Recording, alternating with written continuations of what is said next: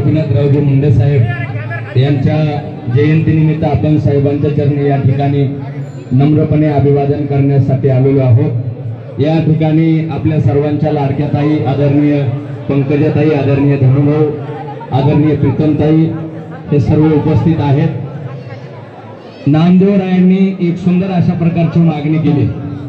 जगाच्या मालकाला ती मागणी अशी होती, नामदेवराय म्हणतात अकल्प आयुष्य व्हावे तया कुळा।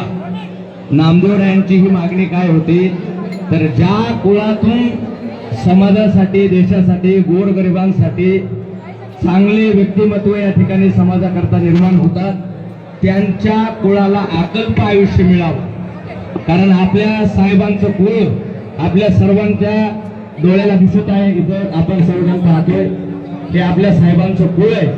आणि या साहेबांच्या कुळामधून या महाराष्ट्रासाठी, देशासाठी, गोरगरिबांसाठी काम करणारे व्यक्तिमत्व या ठिकाणी निर्माण हो, त्यासाठी नामदेवरायांनी जशी देवाला मागणी केली, अगदी त्याच नामदेवरायांच्या शब्दामध्ये आपण आदरणीय ताईंकरता, भाऊंकरता, ताईंकरता हे सर्वांना भगवान पंढरीश परमात्म्याकडे नामदेवरायांच्या शब्दात मागणी करणार आहोत।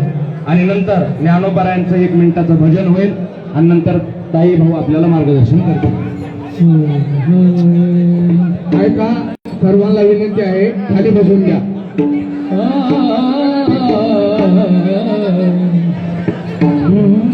अकल्प आयुष्य व्हावे तया कुळा, अकल्प आयुष्य व्हावे